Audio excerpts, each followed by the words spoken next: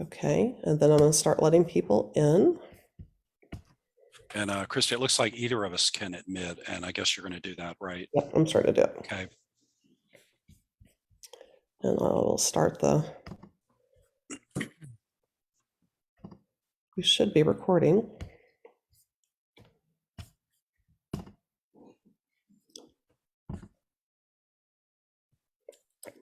Okay, so let's give it about 2 minutes. We have quite a few people that should be joining us right now. Welcome, everybody. This is the protocol training focused on Asia today. I'm Christy Bryant with Austin Sister Cities, and we'll wait just a minute to have more people join us, and then we will be starting the seminar.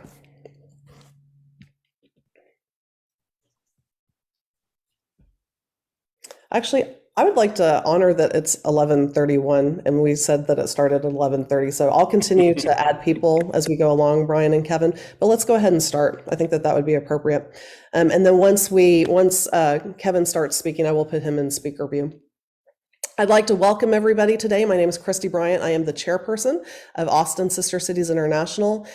We have 14 different sister cities associated with our program. It is a volunteer group. If you're interested in learning more about Austin Sister Cities, please reach out to us at austinsistercitiesinternational.com. And today, I'm so excited that we are kicking off our protocol training in partnership with ACC.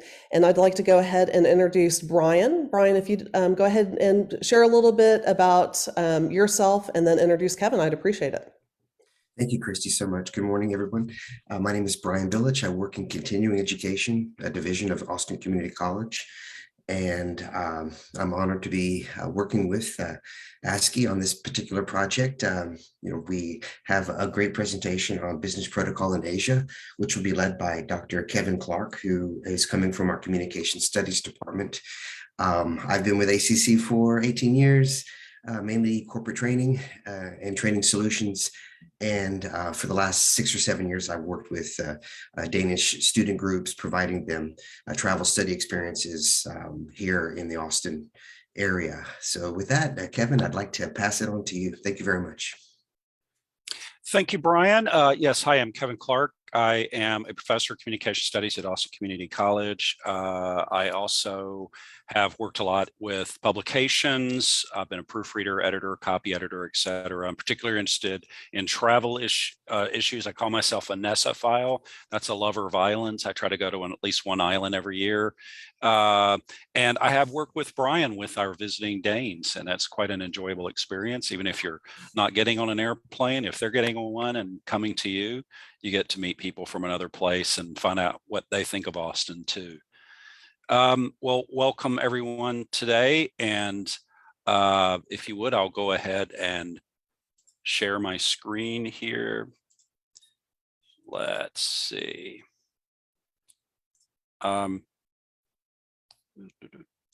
There we go. Yes, so today we're going to be talking about Asian business protocol. We're going to look at 5 cultures in particular, and we'll see some comparisons and contrasts to American culture. I've even got a video clip in here of some Americans learning how to dine for Chinese New Year, which is just about to come up. Let's see. Oops, that was a slow crawl there. Hold on. There we go.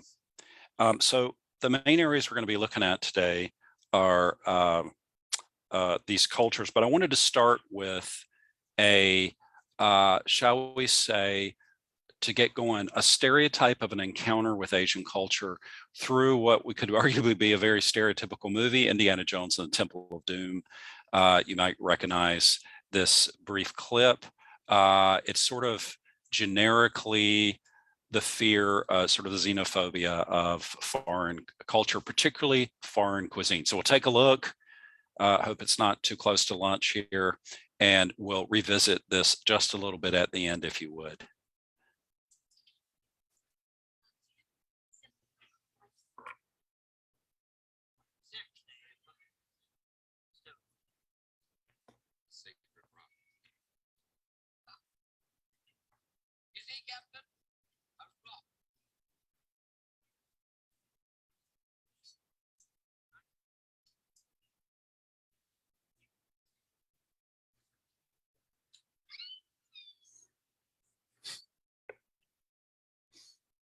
Okay, so we get this one done. Thanks for suggestion from Christy about this. I'd almost forgotten about this. It is so odd, but I think it makes us a little afraid of actually learning the intricacies of differences in American and Asian cultural differences when we're meeting, especially for business meetings. And that includes, these areas of greetings, meetings, dining, and refining. We'll see in just a minute for China, Taiwan, Japan, South Korea, and India. To get it going, I'm just gonna, just for a little fun here on our early Friday, we're gonna have some fun facts. I hope you'll enjoy these too, to get us all introduced to each culture.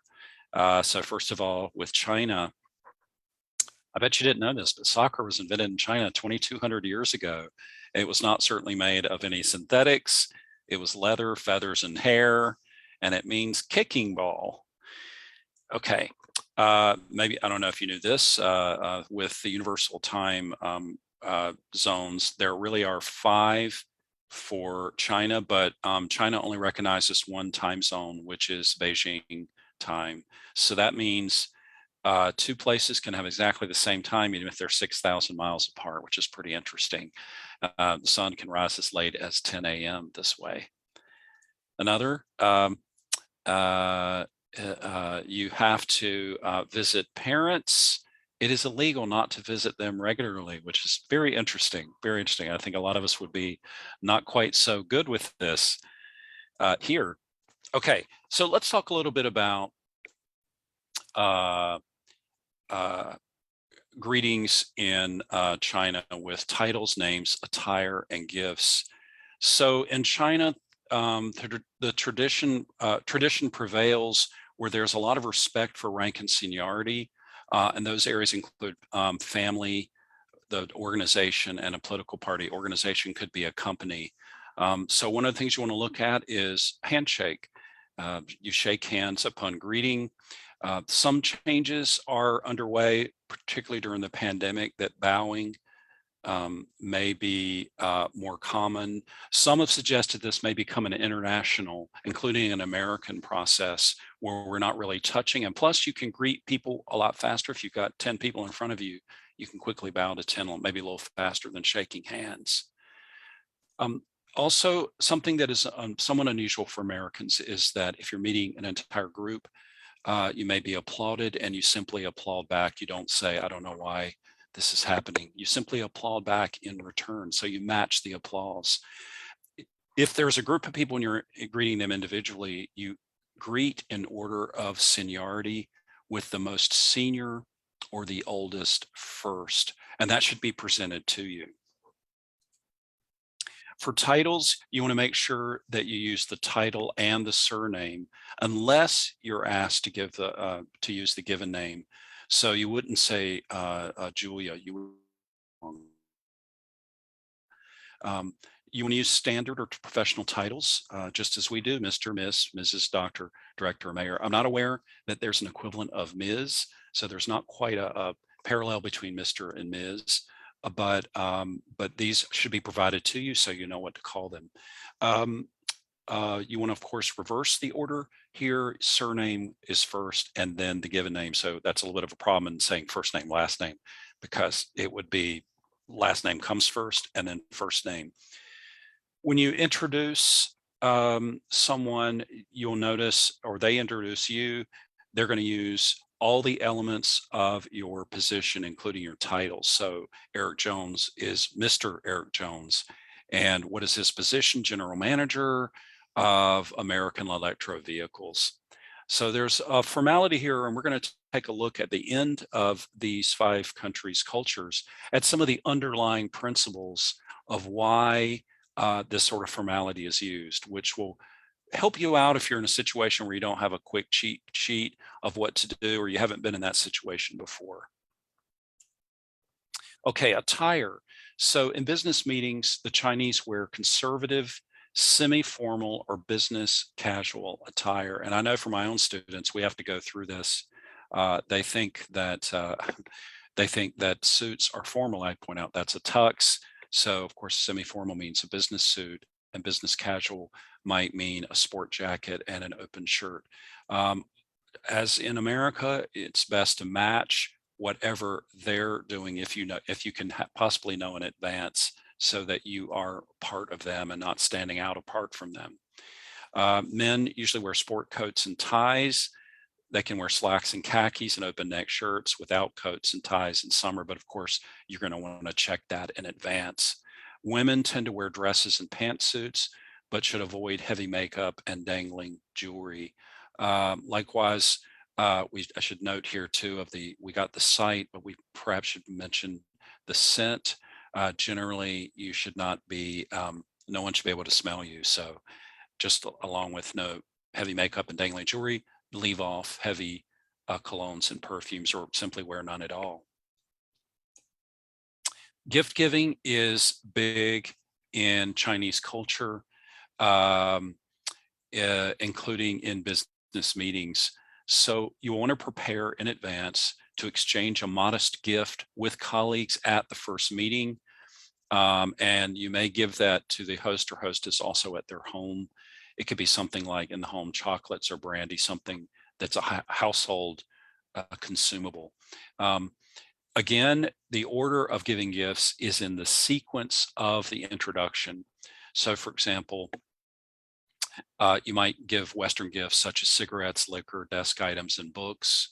And if someone is in a senior position or the senior, you give more expensive items for them.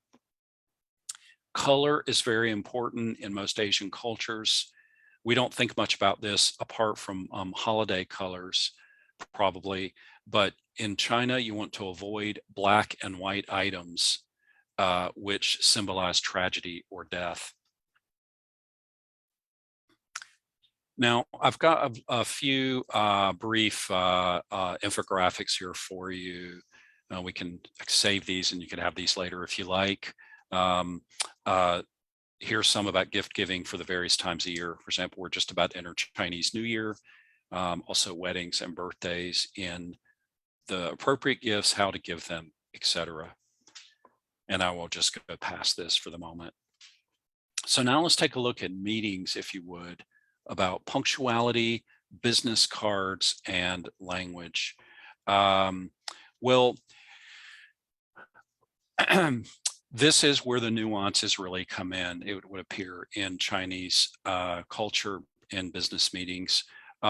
Chinese business professionals may be suspicious of Westerners and rely upon astute precision in negotiations. So you want to arrive on time, because meetings always start as they are planned. So if the meeting's at 1 p.m., you need to be there by 1 p.m. And being late is considered rude. For long meetings, there may be delays along the way with periods of silence. I understand that currently there's not as common to have a 10-day meeting, but they're much more protracted than they usually are in the US. Note that even though it seems very precise, you need to recognize that a signed deal is open to negotiation. So we feel that once that dotted line is signed, we're done and we move on, but it still may continue with negotiations in China. Business cards are always exchanged in business meetings. Generally, they're printed in English on one side and Chinese on the other. You always give the card with both hands and it faces the recipient so they don't have to turn it around. And even if you're not that particularly interested in that business card, you want to hold them to study them and put them in a card case. You should never just leave them around. It's disrespectful to just sort of discard it. Now, when we get to, I believe, Japan in just a minute or so here, we'll look at how things have changed with, and particularly in the pandemic, and the use of electronic business cards. Okay, so let's take a look at some of these business cards as they are as printed paper cards. Cultural heritage is represented in the language. You want to prepare for the meetings in Chinese, and you have the cards printed in English on the other and simplified characters instead of traditional characters that are used in Taiwan and Hong Kong, which means that if you're going to mainland China and also Taiwan and Hong Kong, you're probably going to need slightly different business cards and not confuse those. You can hire an interpreter, or you can ask that one be provided. I've actually been an interpreter before, and the basic rule of thumb, the same for the UN, is that you need to be able to interpret into your native language. Now, of course, when it goes back and forth, it's one interpreter, but you want to make sure to reduce as much ambiguity as possible by having someone that understands both Chinese culture thoroughly and American culture. Here's just a quick cheat sheet for China meetings. A quick reminder here. I really love infographics, and these are just quick notes here. You'll notice in particular here about saving face. It's a fundamental part of most Asian cultures, and in particularly Chinese culture, that whatever happens, that you simply do not insult your host.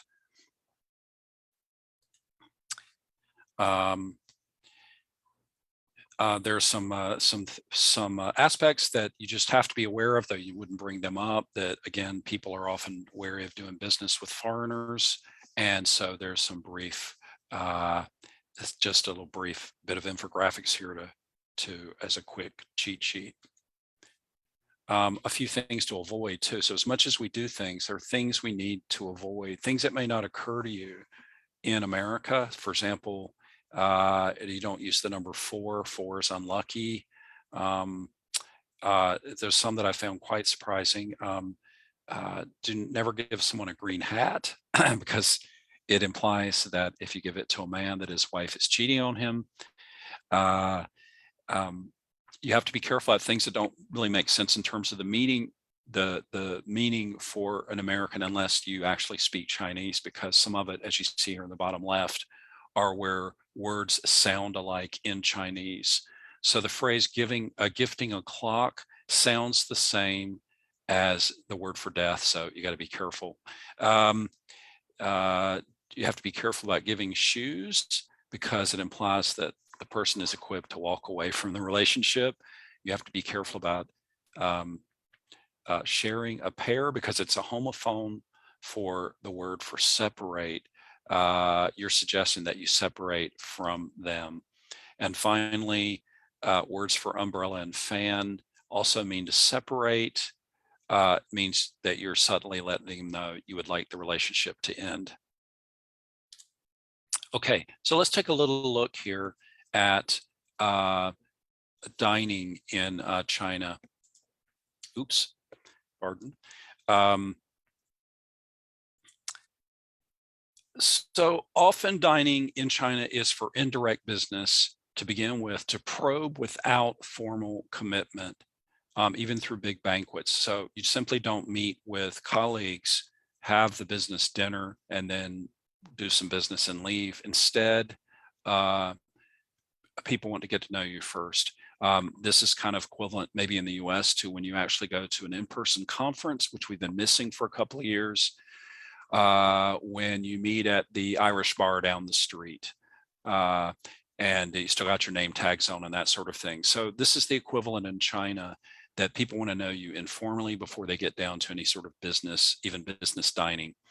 You want to make sure you arrive exactly on time. If you come too early, it implies that you're hungry, and you come alone or with your secretary. You do not bring a spouse.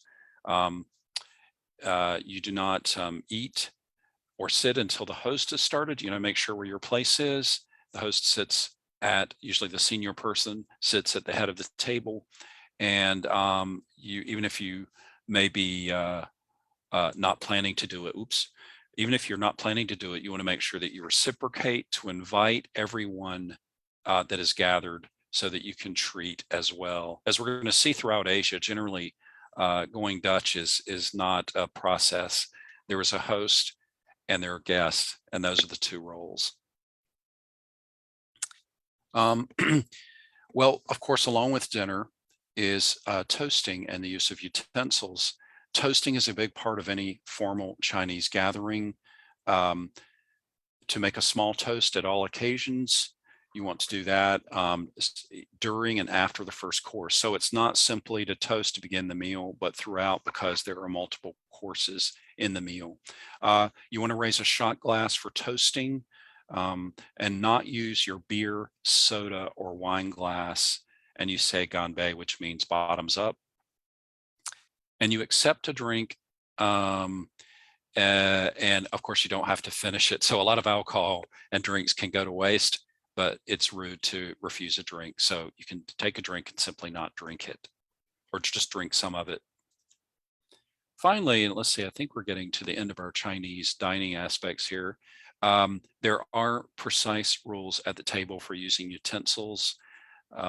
You never completely finish everything on your plate, because it implies you were not given enough food and you were left hungry, which would be considered an insult to the host. So you always leave a little food on the table.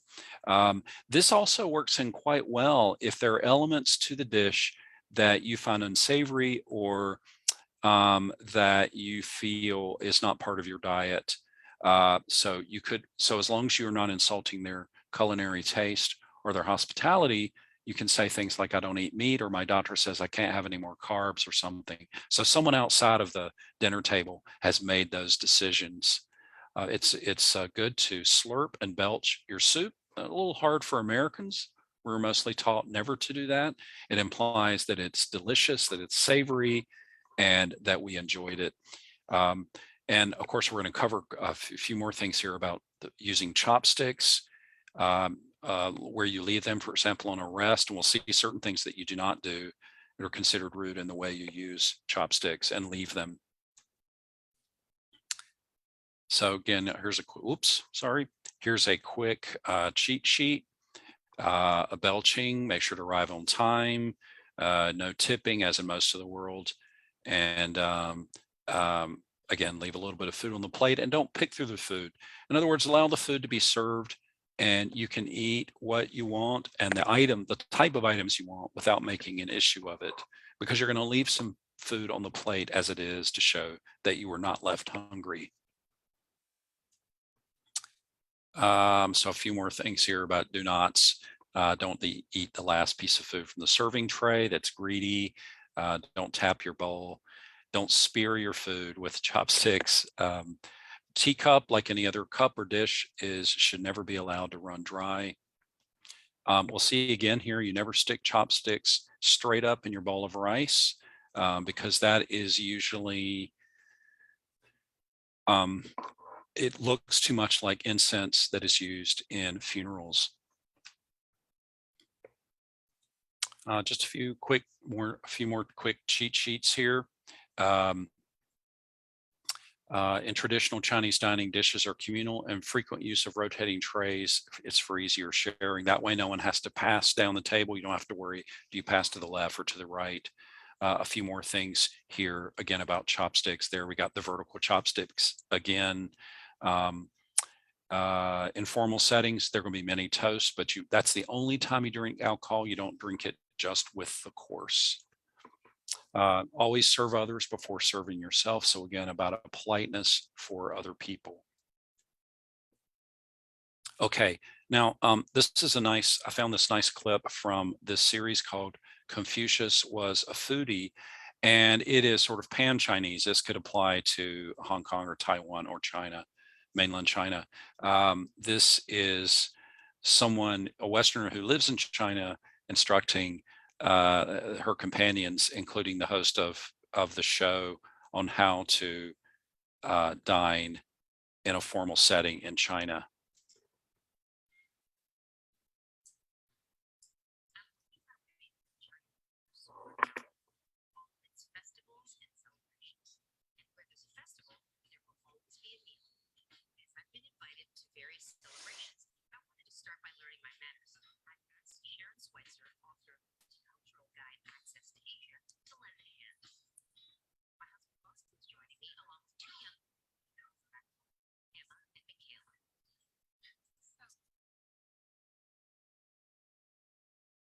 Oh, pardon, I'm sorry about that. Let me increase the volume here. Did not know it was down. I apologize. Let's see if this is good.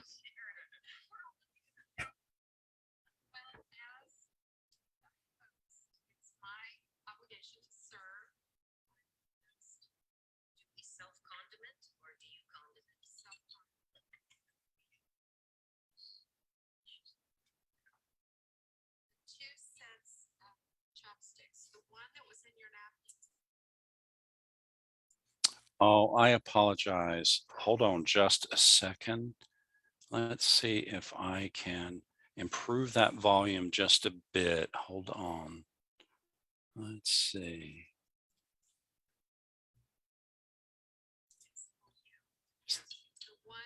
Is that better? Does that sound better?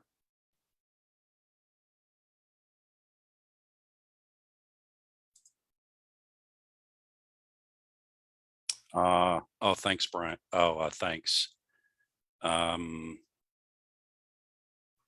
Let me try to get that volume up just a little bit more. There we go. Let's see. I hope this is better.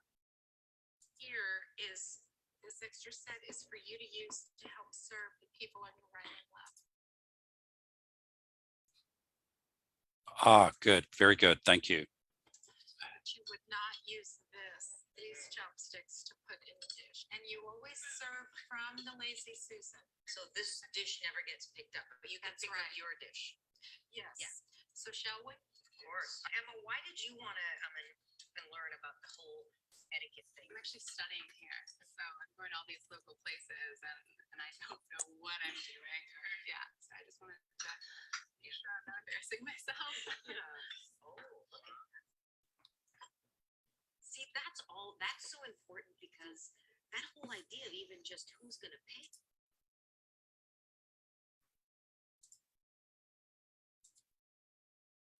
So It can get stressful. it can get totally stressful. So as the host, what are your obligations? Pour drinks for our guests.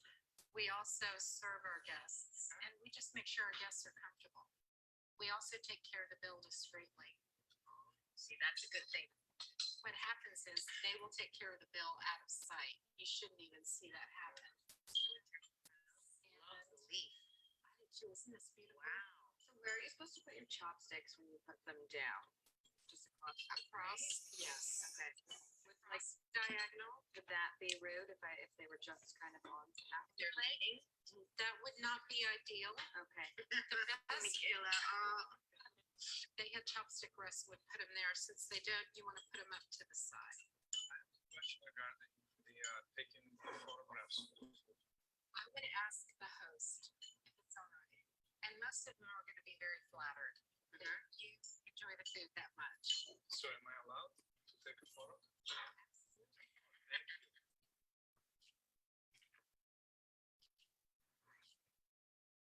How would the server know who is at the head of the table, who's the host, or head of the table might even be a Western term? The server would know the guest of honors to the right of the host. And the server will know who the host is because they've made the arrangements. And whoever extended the invitation is the host. and whoever extending the invitation is paying also. In Asia, there's no going Dutch. There's no going Dutch. Now in you're Asia. I've talking. noticed that.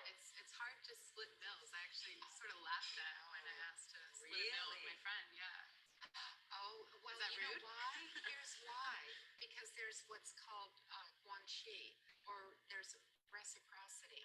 So your friend took you out and you had dinner with your friend.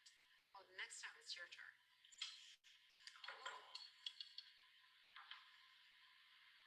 So this is the crispy boneless duck. You can wrap it Nice. on a pancake and put together. Oh, look Look at how beautiful they that are. is gorgeous. Thank you All very right. much. You know, historically in China, you never used your hands for anything. Right. And everything was the chopstick or the spoon. Yes. But as we all know, there are modern manners. Once you put the duck in your pancake, you can actually pick it up with your hands. See, it's looking up for me now. You're liking that, aren't you? I'm liking that. Otherwise, now what is that? That is Demerits okay. your See, pain. now, Is this a as good a luck? host, I'm going to reach right over chopstick. She just saved Yeah, you. all of them. There you are. If you can't use chopsticks, don't ask for a fork. You will so entertain your host. If you really struggle and try to use the chopstick, just go ahead and struggle. Chinese manners trace all the way back to my foodie friend Confucius. Eating was originally derived from ancient worship rituals and came into practice earlier than any other etiquette system in imperial China. It was encouraged by Confucianism because it was said to help rule the country and educate its people. Knowing what to do at table makes it a lot more comfortable to attend a banquet. And I've got one of the most coveted invitations of the New Year's season. Okay, I think that's a nice little overview there of, in particular, I think the difference between host and guest, the distinctions are a lot more there. There's more work involved if you happen to be hosting there, but a lot more of simply being entertained if you are the guest. So the distinction of host and guest is a lot stronger in China than perhaps people think of when they do think of something like going Dutch. As you saw there, even the bill and everything is taken care of out of sight of the table. Now, one last thing here about China is a little bit of refining here that the role of women in business in China. China is a male-dominated society, but it does include women in negotiating teams and to use for declining unpopular proposals. If a woman is in a business meeting, usually it's without a spouse. As we saw already, though, usually men are also without a spouse.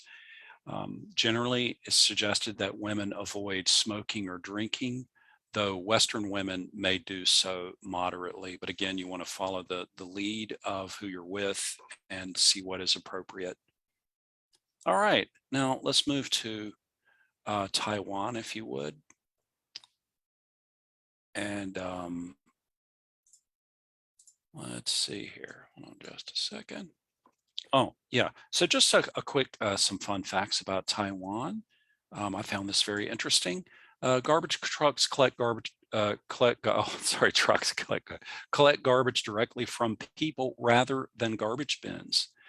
So how do they know when the garbage truck comes by to bring their garbage? It plays for Elise to bring it, and during Christmas, it will play Christmas songs to let you know to bring your garbage out. So especially for tight streets, they're not full with bins. Instead, people bring their bags and such out of their house. The national dish of Taiwan is Stinky Tofu. It's fermented with vegetables and meat, sometimes for months. And partly because of the stinky part of this, it's usually sold on the street or in night markets instead of restaurants. Another interesting fun fact is that only 2.3% of the Taiwanese population is native. The other almost 98% are ethnically Chinese because China, the Qing dynasty ruled for 200 years. And there are about 500,000 indigenous people in Taiwan. All right, so let's take a little look at Taiwan and their greetings. First of all, the Taiwanese, value work, friendliness, and respect is based on family. It's important to avoid loud, showy behavior. The head or bowing slightly for first meetings is expected, and with handshakes only for male friends. So there still is a gender distinction here, although it is becoming more modernized. If there is a bow, if there's bowing, then that takes the place of having to worry about the gender aspects because it would be for men and for women. It's best to allow a third person to introduce you instead of introducing yourself. And it's usually the host, a custom not unlike we have at a party where the host supposedly knows everyone that they introduce. And that takes the pressure off of you of wondering, should you put your hand out and introduce yourself? Gift giving is very common also in Taiwan as it is in mainland culture. It's best to present a gift with both hands, not unlike as we saw with business cards, but not open them in front of the giver. You want to allow the recipient to refuse the gift, but it's expected that they persist until it's accepted. So there's a sense of humility there. If you exchange gifts, which is good, they should be gifts of roughly equal value. Here we see that meetings are more formal in Taiwan and in the US, but they're less formal than in mainland culture. It's okay to be on time, but here we see that it's also okay to be a little late or a little early. You again present business cards with printed in English on one side, on the other traditional characters, instead of simplified characters as in mainland culture. And you allow the Taiwanese negotiators to set the pace of meetings and to state ideas without hesitation. You should be able to state ideas without hesitation. Now to dining, to toasting utensils and the order here. Entertaining is vital for success in business in Taiwan. Banquets could have as many as 20 or more courses. When I saw 20, I thought that must be 2 or 10, but sometimes it is 20. You would pace yourself because along with those courses, there are toasts before and after with wine or liquor. So it is not simply a toast at the beginning or at the end. It could be along the way. Again, as in mainland culture, you want to leave a little rice in your bowl and food on the plate to show you leave some, not all of it, because you enjoyed it. But if you eat it all, it implies that you were left hungry, and that would be an insult to the host. Again, you place chopsticks on the table or a chopstick rest, but not sticking vertically in a bowl of rice. The role of women in Taiwan, it's a little, you can see a little bit more, a little closer to the way men do business than compared to mainland culture.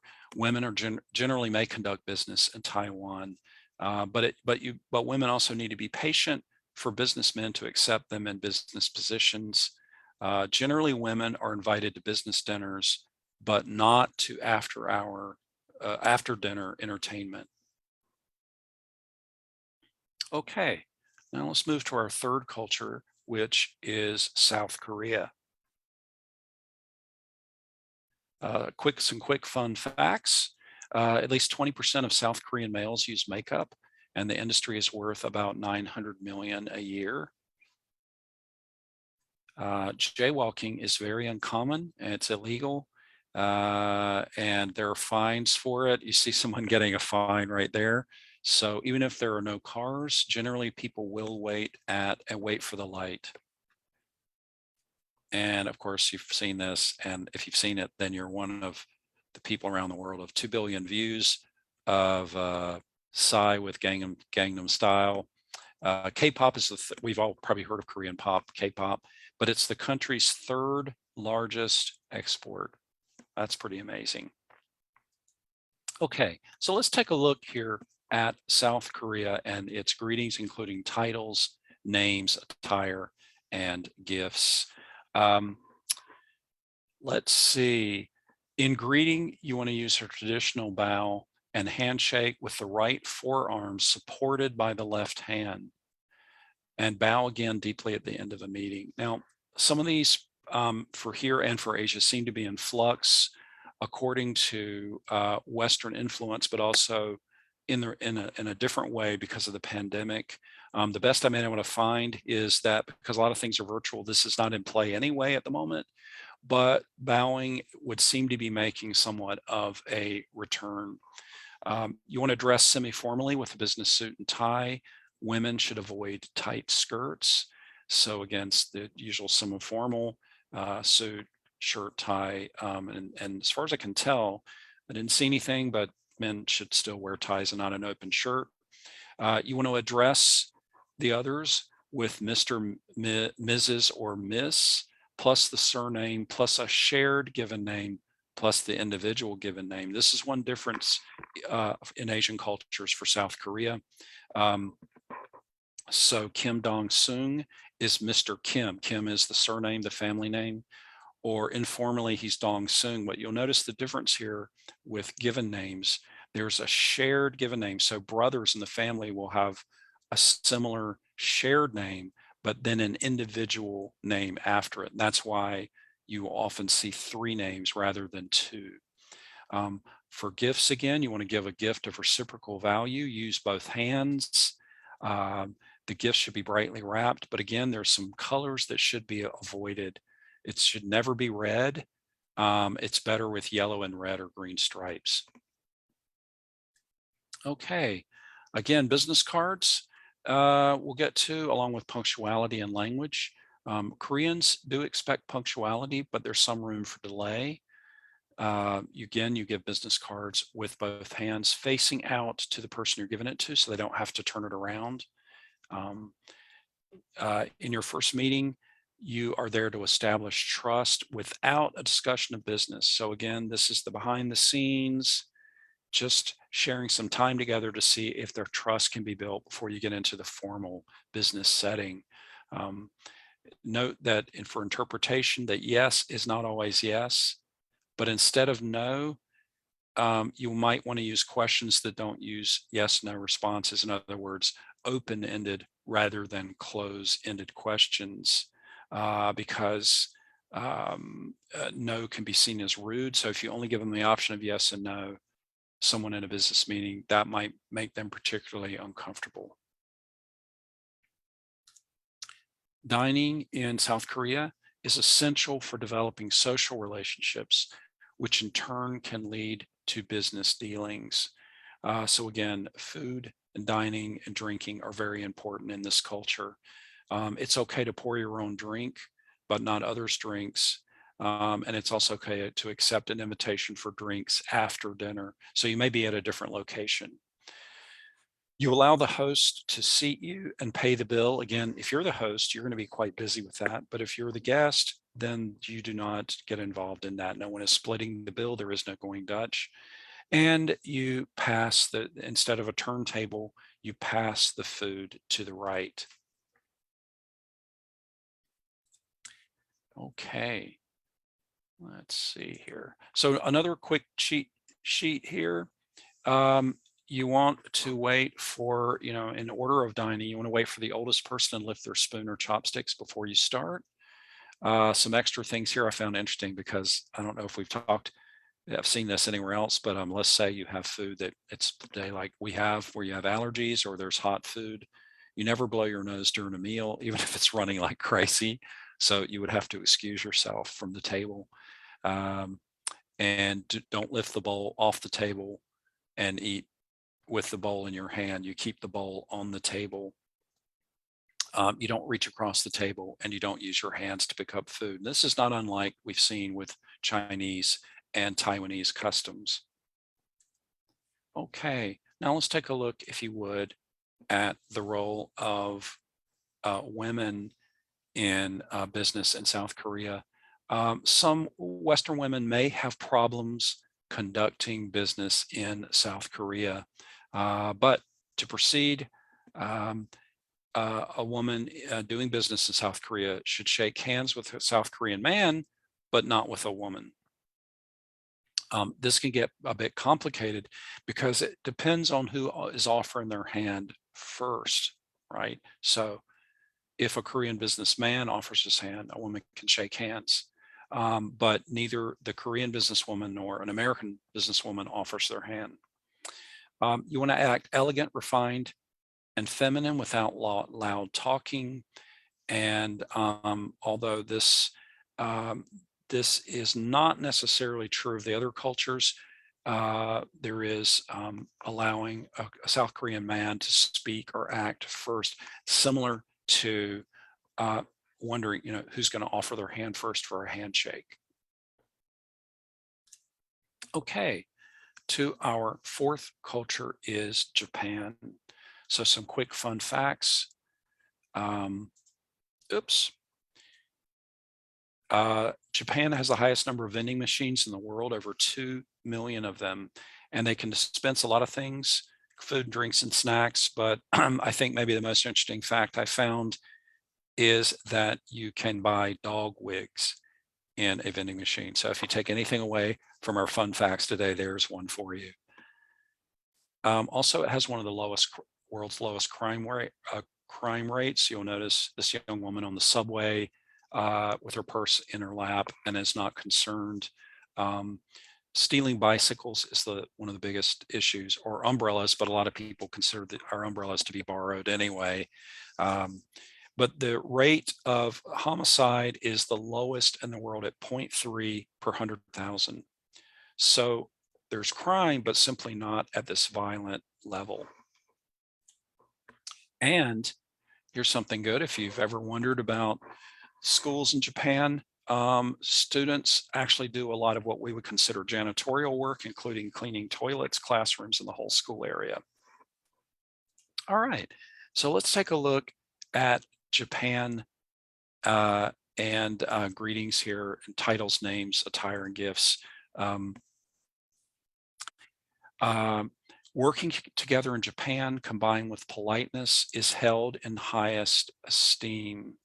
This is one area where it's the only country I know of where this has kind of occurred. Only beyond Americans, Japanese are the most passionate about baseball, and this has actually been an issue with American players on Japanese teams because saving face and working together is so important that often if you get sort of a hot dogger player who's trying to, make the most home runs, etc., that's considered rude. The part of this politeness is the ideal score in a Japanese baseball game is a tie, which of course it can't end in a tie. Whereas for Americans, we might consider a tie to mean we don't have two winners, we have two losers. So this is part of this working together notion in Japan. You want to shake hands softly or limply, but with little eye contact and accompany with a slight bow. Now, this is very important because we would consider it rude in American culture to shake softly or limply. Secondly, you always give eye contact, but in Japan you do not, because it shows deference to the person that you're bowing and shaking hands with. You want to dress conservatively, but modern. You could dress more smartly for parties, and you do want to give a reciprocal gift if you're given a gift, and again, use both hands.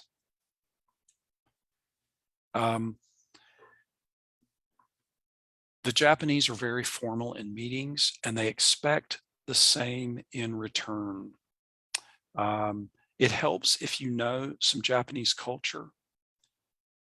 It also helps to know a few things in words Japanese, and to be on time for all business and social meetings. This is we've seen already in our other Asian cultures, the sort of the nonverbal aspects of this politeness, of being on time, understanding the culture, and that sort of thing.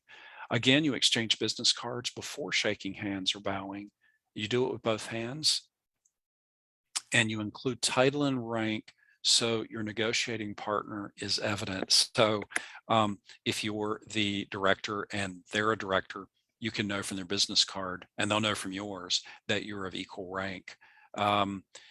You often work in groups in Japan, but there is a hierarchy of business and personal relationships, with the older over the younger and male over female, which you have to figure out which is which, because what if there is an older female?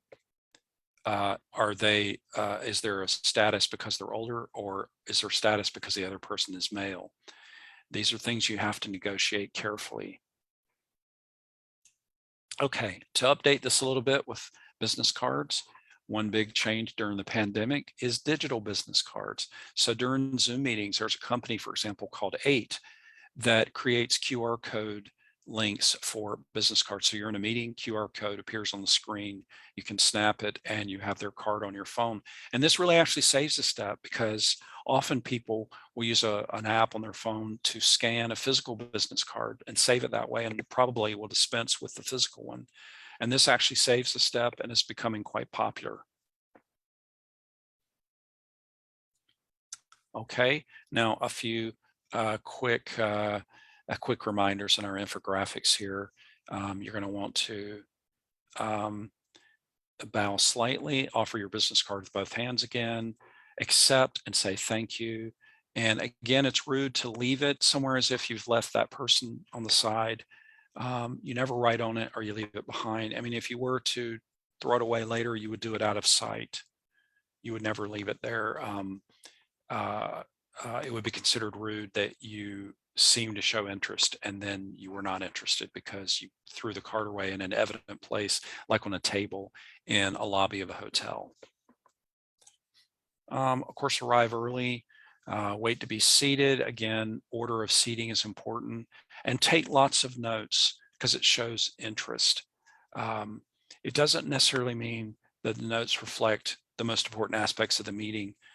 You may really need those notes, but it's not expected that you just keep it in your head. So as you're taking notes, it doesn't look to be distracting. It looks as if you're listening and trying to get it down. We know this if you're a professor, you know that you do appreciate it if students writing down more than writing down less, because it means they're taking it in and they're going to process that information.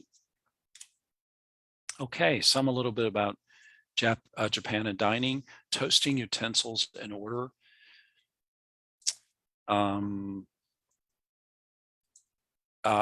So when you dine in Japan, it's extremely important because your behavior in entertainment and dining venues is vital for business relationships. And I'd like to point out that in Japan in particular, it's not just dining as in banquets, but entertainment overall. There may be clubs that you go to in the evening, some of which, as we'll see, in a minute, with the way women in business are in Japan, that are male only.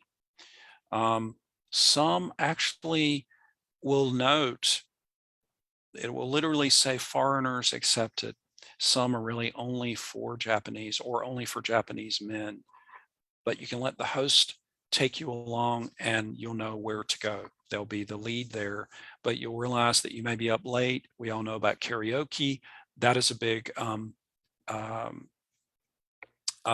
activity for business. Doesn't mean you have to be good. You just have to do it as a group and entertain one another. You want to keep glasses partially filled to avoid refills, and some food on the plate for respect. So we might think, I've got this drink, I'm going to finish it or something.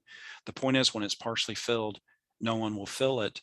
But if you do finish it, you'll get another whole glass, and that's fine. But if it is alcohol, you maybe have more than perhaps you planned on. You accept toast and in the courses of the meal, but you wait for the host. And you can pour your companion's glass and allow yours to be filled. So you can fill each other's glasses. And in fact, you probably shouldn't pour a drink for yourself, and you do pour it for your companion. And one way to do this is, here we see someone without long sleeves, but you hold your arm or your sleeve with your left hand and then pour with your right hand. Traditionally also, that is if there is a baggy sleeve, etc., it will not get in the way of the glass or the bottle. Again, just this kind of repeats our previous cultures. You want to be careful with both how you use and how you place your chopsticks. You don't want to play with them. I found this interesting in looking this up because sometimes people out of a nervous habit will rub their chopsticks together, etc., which implies that they're inexpensive. We tend to play with what's in our hands. So you simply, once you have them in hand, you don't do anything with them except the things they're designed for, which is to pass food, to eat with them, but not the same pair of chopsticks. Again, don't rub them together. It implies that you were given a cheap pair and you're getting rid of splinters. Don't stick your chopsticks straight up in the rice as we see in this image, and don't cross them. That's also considered unlucky and rude.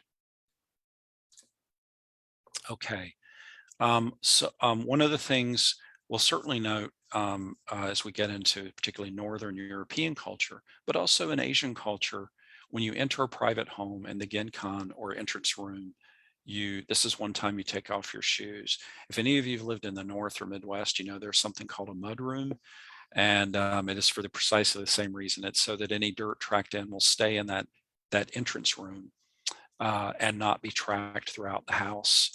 If you see a shoebox, cubbyhole, or a set of slippers as you go in, and if you don't see the shoes yet, it means this is a house where you take your shoes off.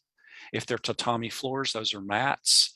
Those can easily get soiled, and that's probably a setting where you take your shoes off. The way you do it, of course, is you want to make sure, as you see in the front pair here, the first two pairs of shoes, you want shoes that can be slipped on very easily.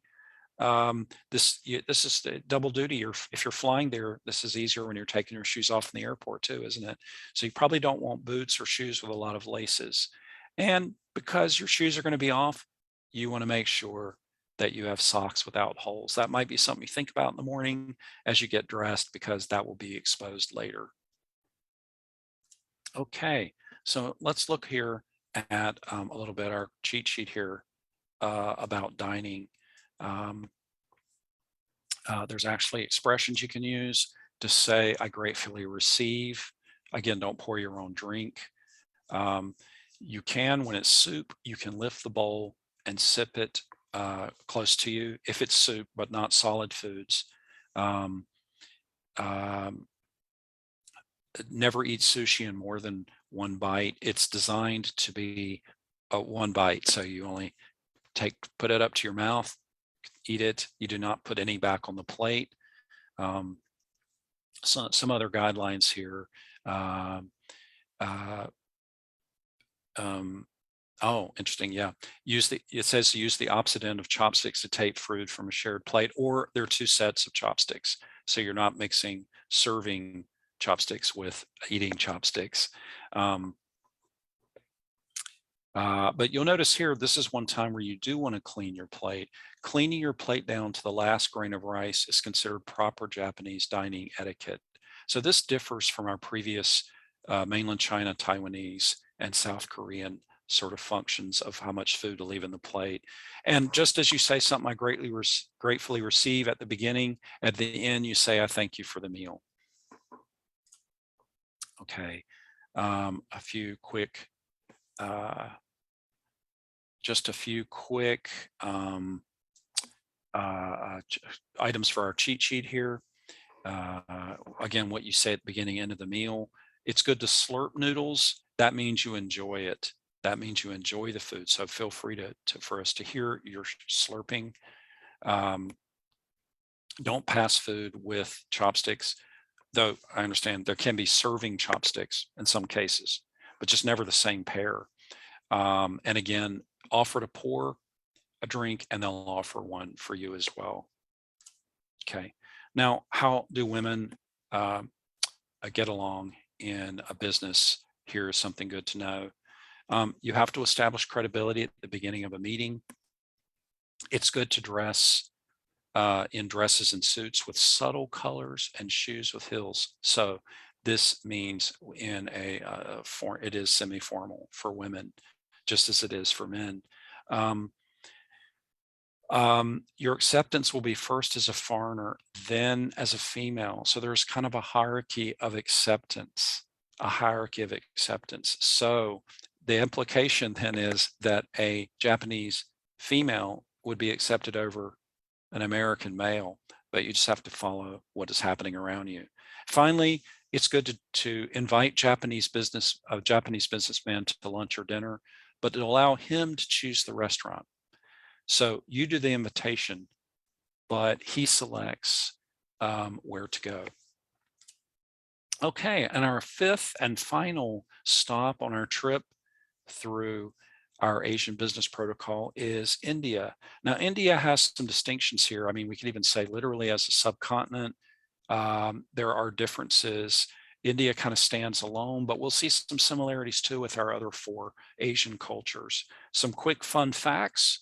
There are many inventions from the very long history of India, including the zero and buttons, etc. You'll notice here we have an image to the right of the invention of shampoo, which came to American culture, if this path is correct, through England, through Indians in England, etc. It came into American culture, and even the word shampoo itself is of Indian origin. Another, half the population is under the age of 25, which makes it one of the youngest populations in the world. And one that's kind of a fun fact that goes with what we're doing here too is things someone may take for granted. We know that language may differ, but nonverbal indications are different too. That there's what's called the head shake in India. I've given it a symbol there, as one Indian writer has called it. It's like a lying down 8 or an infinity symbol in your indication of yes, but it's not just yes, it's also friendly and respectful. A British American travel writer notes it can mean yes or let's go. But if it's consistent as somebody's talking, it can mean, yeah, I understand. This is kind of equivalent to say in French when you say d'accord, of accord or of agreement. You're sort of saying yes, but you're also saying I'm respectfully going along with what you're saying. Yes. So no is the same, but you may see yes. And here's the thing: you may see a Western yes mixed in with an Indian yes. I guess it's just important not to confuse yes and no. There's a sort of a softener used in Hindi and in India, which is G. It mostly means yes. Now, Han means yes, but you put G on the end with elders or relatives as a formality. So if you say Han G, it means yes, yes. And if you say G Nahi, it means literally yes, no. So it softens it. Now, I think we have an equivalent. It's a very sort of Californian thing in the moment, but as a softened way to say to somebody, instead of just saying flatly no, you'll hear this in Southern California. Somebody will say, yeah, no. Yeah, no. The yeah part in front is like the G here. It softens it and gives it a little bit of formality instead of being bluntly negative and saying no. It's also used with the titles of adult kin. For example, you'll see here for mother, aunt, and uncle, G is used at the end of each of these. It's somewhat similar to using san in Japanese, arguably in French as well.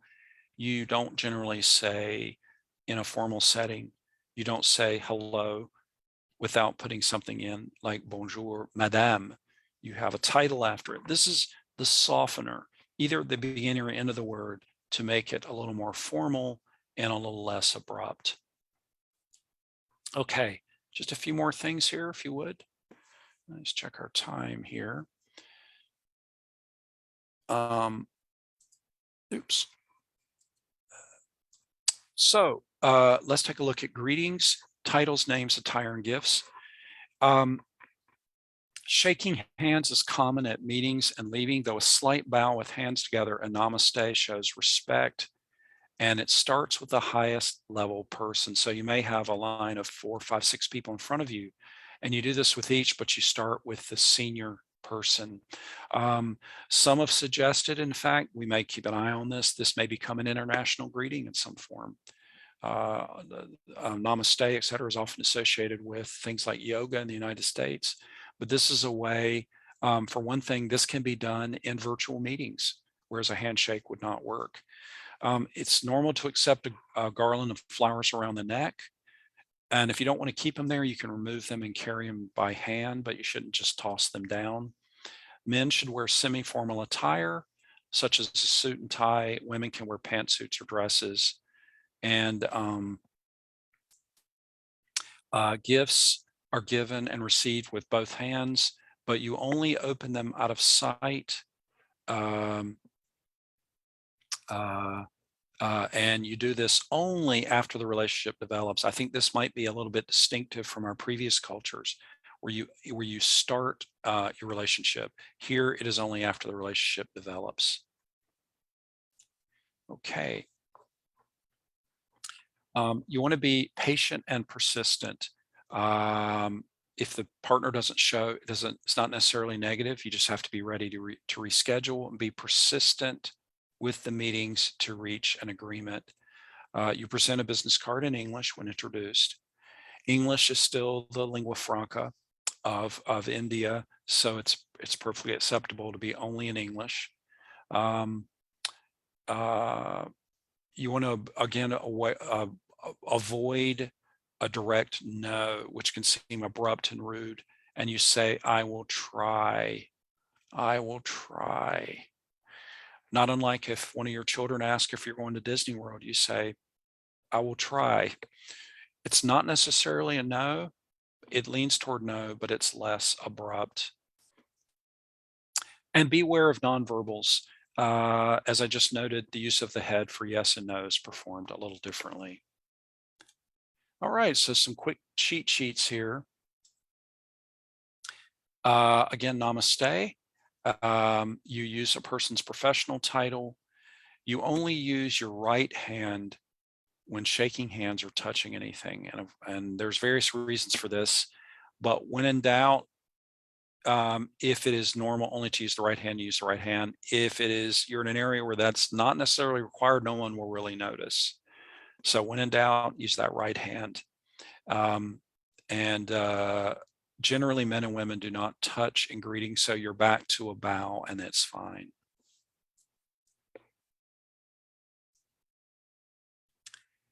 Some other things not to do: don't point with your finger.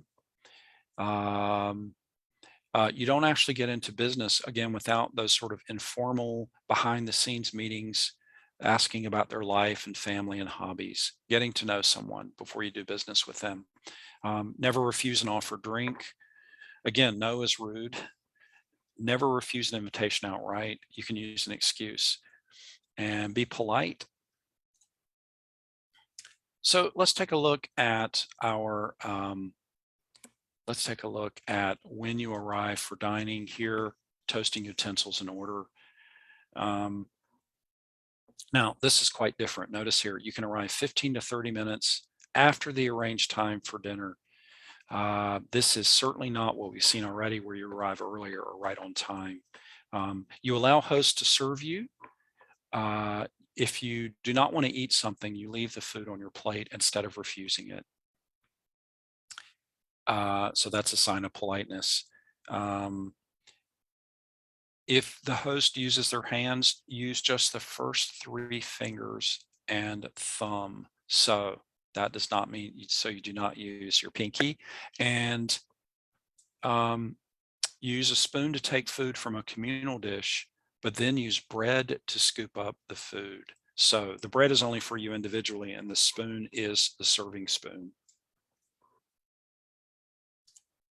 All right, another quick cheat sheet here, just to have a few more. Wash your hands in a washing area. There may be a basin placed near the dining area. Eat with your right hand. Do not share utensils. Coming into contact with another person's spit is considered offensive. There you can use roti, the bread, to scoop up food. All right, and finally, about women in business settings in India. India is a male-dominated society, which means acceptance of women in business is difficult. But you do want to quickly establish your position and title to gain acceptance. You want to be aware that women may not be included in some conversations, but it is okay to invite an Indian man to a business lunch and pay. Okay, so now we've had a look at this, if you would, here, I just want to show you for just a few minutes. We've got 5 cultures, disparate cultures. Some are more connected than others, but let's look at what underlies a common Asian culture. And in particular, we're just going to look at 2 theorists. You don't, of course, the names aren't important so much here, but to look at high and low context cultures and cultural dimensions. So low context cultures like the US and Asian cultures tend to be high context. It simply means that in America, we tend to rely on direct wording for meaning, whereas in Asia, there's more of a they rely more on nonverbal cues to get the meaning. So here's an example. You're taking a taxi to the conference hotel, and you might say to the cab driver, could you please turn on the air conditioner? That's very direct because you're hot. But if you were somewhere in India, you might wipe your brow as if you're sweating and say, it's a hot day. The implication being, it's high context because it's not just the words, it's the surrounding symbolism of your face and your tone of voice. That's letting them know, I'm kind of hot. Would you mind turning on the air conditioner? To directly say turn it on seems more like a command and would be seen as rude in Asia in general. Likewise, at a meeting, your boss asks you to stay late. In the US, we'd say, I can't, I'm having dinner with the in-laws, or you met them, can we do it in the morning? But in Asia, you would not. You would say, I'm delighted to be part of this project. The team will attempt to submit materials for the other account at the end of the day. In other words, you're saying, I'm already busy, can't get that other project done. You didn't really say no, but you emphasize the thing that you are working on. So the point is, there's this level of formality that is seen as polite, less insulting, and face-saving. Okay.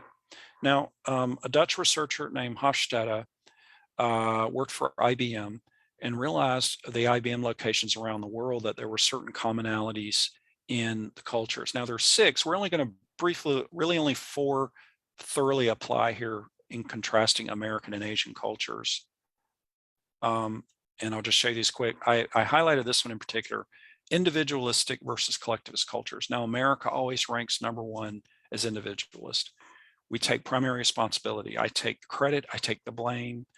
There's no one else like you, you're special. People buy letter boards that put that in their house to say, you're going to do it today, you're great. Collectivist cultures tend to rely on families, communities, and employers.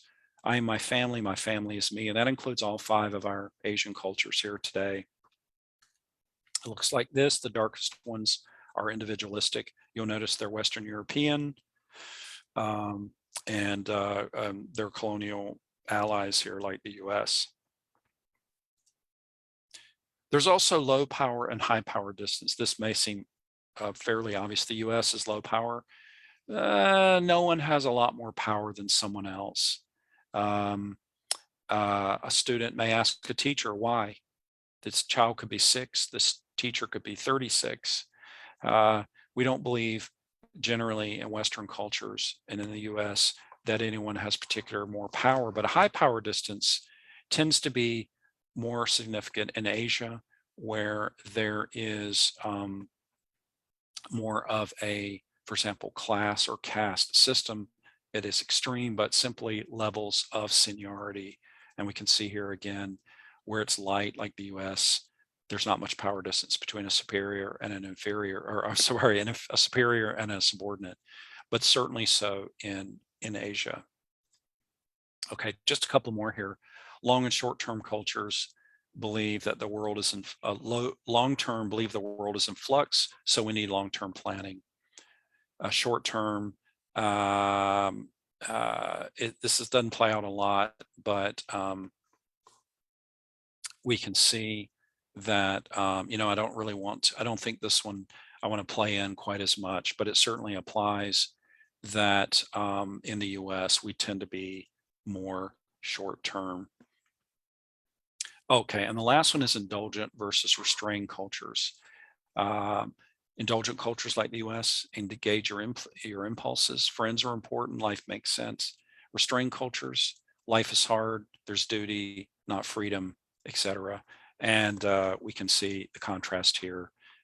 We tend to be an indulgent country, and Asian countries tend to be, although there's less stats, fewer stats here.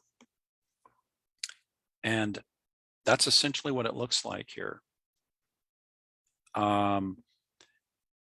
Yes, that is it. I just wanted to show you I can only put 4 in here. You can see the differences with the US being an orange versus the others. And yes, please, are there questions? I'd be happy to I guess I can stop sharing now, I believe. So if we could, please, let's go to for questions from anyone.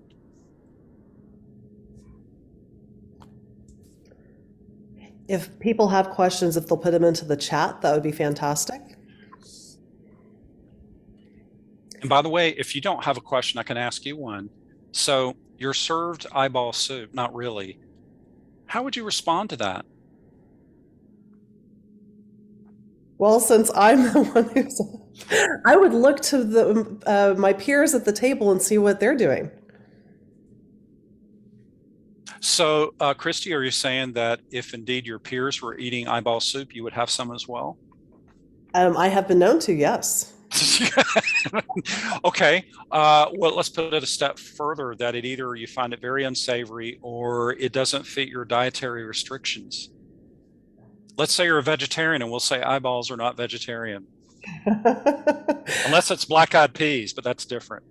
If I truly felt that I could not eat it for whatever reason, I might say, find a convenient excuse saying, this does not fit my dietary needs, or I am allergic to eyeball soup. Good. Okay, good. So you're never pointing out that it somehow is unsavory to you. You're simply saying there's either dietary or medical reasons that you cannot have it. Or it could be religious too, I suppose, if yeah, so dietary, yeah, but there's no insult to the host that way. And Right. and also I think eyeball soup is a good example because I don't think you're going to be able to eat around it. It's not on your plate because the eyeball is always going to be there. So that soup is a bit of a problem. And then Carter added, when he was offered snake wine in Hong Kong, he asked if there was an alternative dinner beverage. Carter, what was the response? And if Carter's able to, he's welcome to unmute himself. Here you go. I'm unmuted. Yes. So actually, no one accepted the snake wine, and we popped across the street to a Chinese tea shop where we learned the difference between masculine tea and feminine tea in a post-dinner setting. What, may I ask, is the difference? Honestly, it had to do with the amount of bark that was left in the tea itself. So it had to do with the overall strength of the flavor of the tea. And so the tea was served in those copper vats. It wasn't served in a strainer of any kind, and they were put into rice bowls, and then we had to drink the tea out of a rice bowl. And that was a much nicer experience. I'm almost convinced now, it's been 2.5 years, I'm almost convinced that the segue into the snake wine shop was simply for shock value, but people were drinking it, and we did actually see a snake have its throat slit and put into the bottle and filled with white wine. And you try not to show any kind of disgust because you do not want to insult your host. But I found eating in Hong Kong to be very challenging. Well, Carter, if I may ask, you said your colleagues also did not, but what if your colleagues had drunk the snake wine? Would you have just gone along, or would you have suggested, because they're already drinking it, would they have also agreed to go to the tea shop? I don't know. We didn't have to worry about that, but I was convinced that I would not eat it or drink it. I tend to eat kosher, and so the whole idea was just more than what I could handle. Very interesting. I got to admit, I have not heard a story about. I've heard of snake wine, but I've never heard a story about snake wine, and now I know what to do if that happens. Yeah, I think of this. I'm pescatarian, so in Texas, you don't eat meat, but now you're not a vegetarian. So I know what it's like to navigate, because also sometimes it's not something you could see. You saw the snake, and Christy, we were talking about, of course, you saw the eyeballs in the soup, but sometimes you don't know what's in the food. Like, what if it is vegetables, but it's cooked in chicken stock? Right. That gets a little more complicated, and it's not necessarily a place that has everything written out on the menu, and that gets tougher. And I suppose at some point you have to ask, may I ask, does this have any meat in it? The point is, though, like you said, the bottom line with these cultures is, it looks like the common denominator is that it is politeness to the host, because if you refuse it because it's not something you generally eat, you're not insulting their culinary expertise. You're, right? That's the point. You're saying, generally, I don't drink snake wine. You don't say, I usually have it, but I don't like yours. Right. That's the problem, right? The insult, even for Americans, right? If you serve somebody a basic dish that is usual and then people don't eat it, you go, well, geez, everybody loves lasagna or something, or pasta or something.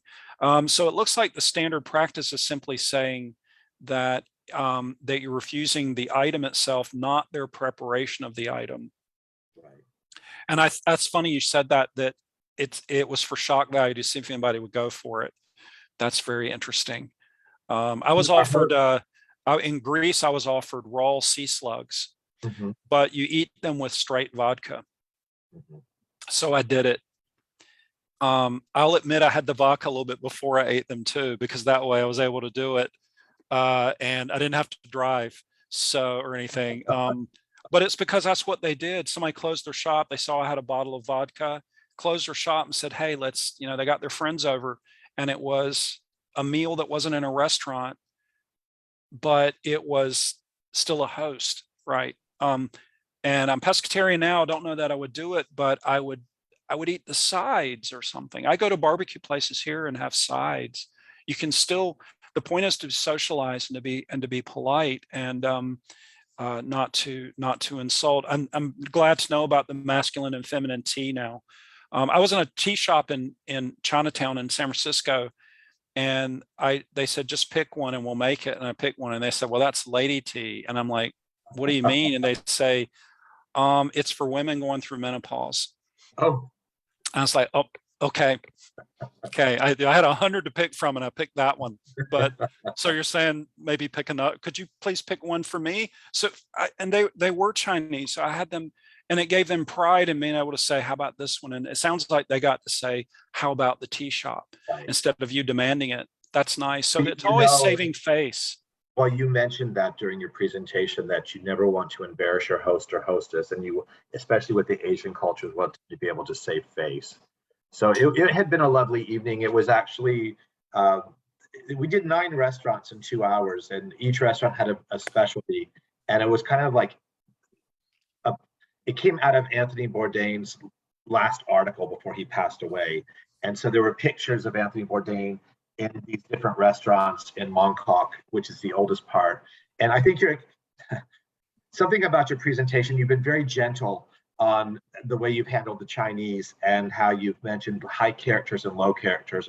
Whereas when you're actually in Hong Kong, you realize that the Chinese are completely eradicating anything that is not Mandarin, right? So they're eradicating Cantonese, and the part of Hong Kong that we were in was the oldest part, and the signs were still in Cantonese, but they were disappearing as we were there. I mean, that was that visual that the culture was being eradicated. Well, I appreciate you saying that. I think that we know that there's sensitivity, even we have the Olympics coming up and they're Beijing, the sensitivity of what you call, for example, Taiwan. But isn't it interesting that, for example, Hong Kong still has its own internet domain? It's HK, isn't it? I mean, it's odd, even though technically it's still a separate administrative unit. Yeah, so there is that sensitivity, but I look at it this way. I teach public speaking, for example. You have to consider the audience, because it's better that they do the insult than you do it, right? That they criticize. After all, you want to learn about what they think about the situation, rather than alienating someone and then you can't actually find out more about all the aspects of the culture. I have a friend who's been living in Taiwan and Taipei for 3 years, for example, and his parents came to visit, and he said he didn't know if he could take them out to dinner. I'm like, why not? Do they like Taiwanese food? He goes, yeah, but when they chop a chicken up, they also chop the bones up. And he's worried that his dad will break his teeth. And it's something that would have never occurred to me. But you can't ask somebody, do you include the chicken bones in the chicken?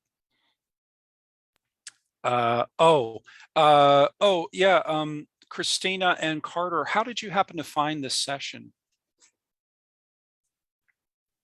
I got it from my dean. I'm a professor at St. Edward's in Austin, and I teach global management. And so the dean received the invitation from someone, and then she forwarded it on to the faculty. And this is right up my alley.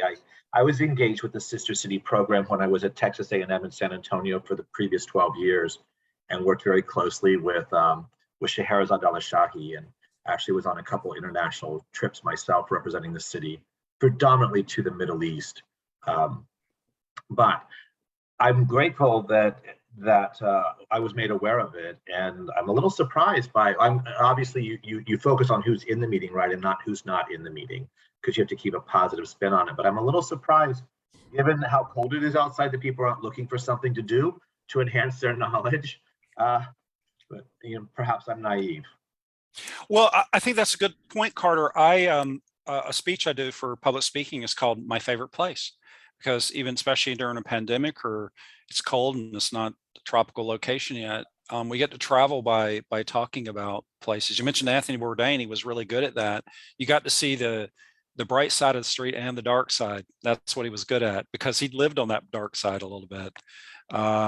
Yeah, I'm a little surprised too, but I'm thankful that you're here. And I appreciate you being here. Christina, how did you happen to come across this meeting? Christina responded from our the Oita Japan. Oh, there it is. Oh. Well, and so what I would like to say is thank y'all for joining. This was our first time to do the protocol training. We had been planning it for a while. So working with Kevin and ACC, we will have focus on the different regions that we have our sister cities throughout the world. And so we'll have them, the plan is to have them once a quarter. And greatly appreciate y'all being involved. My name's Christy Bryant, and I'm the chairperson of the Sister City Committee. And Kevin and I and Brian worked together to develop this over the past few months. And so I'm so glad that we kicked it off today. And yay, it was fabulous. Thank you very much. I appreciate it. Yes, thanks everybody for being here. Any other comments? Are you going to be dreaming of eyeball soup now? Or unfortunately, it's probably right before lunch and everything. Thank you. The eyeball soup. But thank you. It was a great session. I appreciated it. Thank you.